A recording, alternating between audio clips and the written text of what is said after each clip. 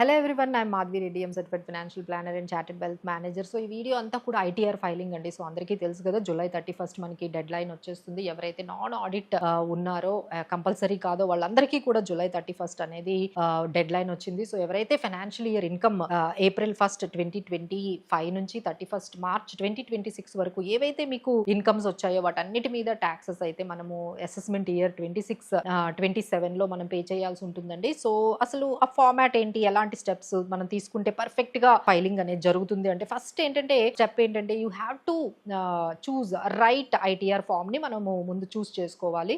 So ఇందులో ITR 1, 2, 3 ఉంటాయండి. ITR 1 simple గా ఉంటుందంటే, మనకి శాలరీ ఇన్కమ్ ఉంది, కొంచెం రెంట్స్ వస్తున్నాయి, డిపాజిట్స్ మీద ఇంట్రెస్ట్ వస్తున్నాయి, వీళ్ళందరికీ ఐటీఆర్ 1 సరిపోతుందండి. ఐటీఆర్ 2 ఎప్పుడైతే మీకు క్యాపిటల్ గెయిన్స్ వచ్చాయో, లేకపోతే షేర్స్, మ్యూచువల్ ఫండ్స్ అమ్మారు, లేదు ప్రాపర్టీస్ అమ్మారు, ఇలాంటి గెయిన్స్ వచ్చినప్పుడు అయితే ఖచ్చితంగా ఐటీఆర్ 2 కావాలి. బట్ ఎవరైతే business income and professional income ఉందో వాళ్ళందరూ కూడా ఐటీఆర్ 3. సో ఎప్పుడైతే మీరు పర్ఫెక్ట్గా ఐటీఆర్ మీకు ఫామ్ అనేది సెలెక్ట్ చేసేసుకున్నారో, you have to download A A S ఫామ్ని డౌన్లోడ్ చేసుకోవాలండి.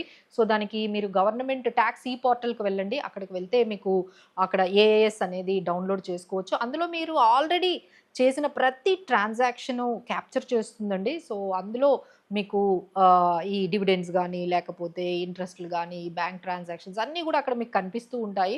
సో బట్ ఏంటంటే అదొక్కటే సరిపోదండి, కొన్నిసార్లు మిస్ అవుతూ ఉండొచ్చు. సో దాన్ని మళ్ళీ మీరు యాడ్ చేసుకోండి. ఇది ఓన్లీ మీకు గైడ్ చేస్తుంది. దాదాపుగా మీ ఇన్కమ్స్ని 90% క్యాప్చర్ చేసేస్తుంది. ఇంకేమైనా 10% ఏమైనా రిమైనింగ్ ఉంటే you can add it.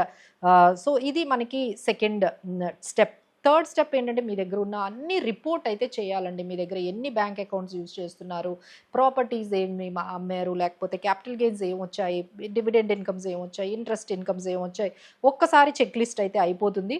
Then third step ఏంటంటే, ఓల్డ్ ట్యాక్స్ రిజీమ్ చేయాలా, న్యూ ట్యాక్స్ రిజీమా అనేది మీరు అక్కడ సెలెక్ట్ చేసుకోవాలి. So if you say new tax regime కానీ, అక్కడ ఇమీడియట్గా మీకు ఎంత ట్యాక్స్ అనేది డ్యూ ఉందో మీకు కనిపిస్తుంది.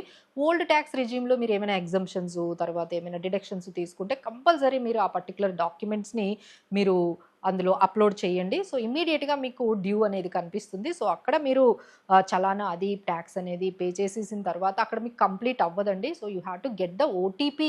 ఆధార్ ఓటీపీ వస్తుంది, అప్పటితో అయితేనే అది కంప్లీట్ అవుతుందండి.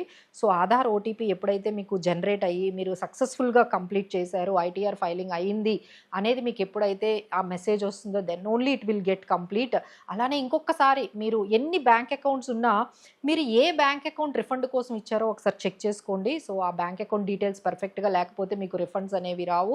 అలానే రిఫండ్స్ కోసం మీరు రాంగ్ క్లెయిమ్స్ పెట్టకండి, ఎందుకంటే నోటీసెస్ వస్తాయి. ఇప్పుడు ఏఏ ద్వారా అన్నీ బాగా పర్ఫెక్ట్గా వాళ్ళు చెక్ చేస్తున్నారండి. సో నోటీసెస్ వచ్చాయంటే ఎగైన్ మళ్ళీ మీరు ఒక చార్టెడ్ అకౌంటెంట్ పెట్టి ఆ నోటీస్కి మీరు రిప్లై ఇచ్చి, తర్వాత దాని మీద ట్యాక్స్లు, తర్వాత ఇంట్రెస్ట్లు, పెనాల్టీలు అన్నీ ఉంటాయి.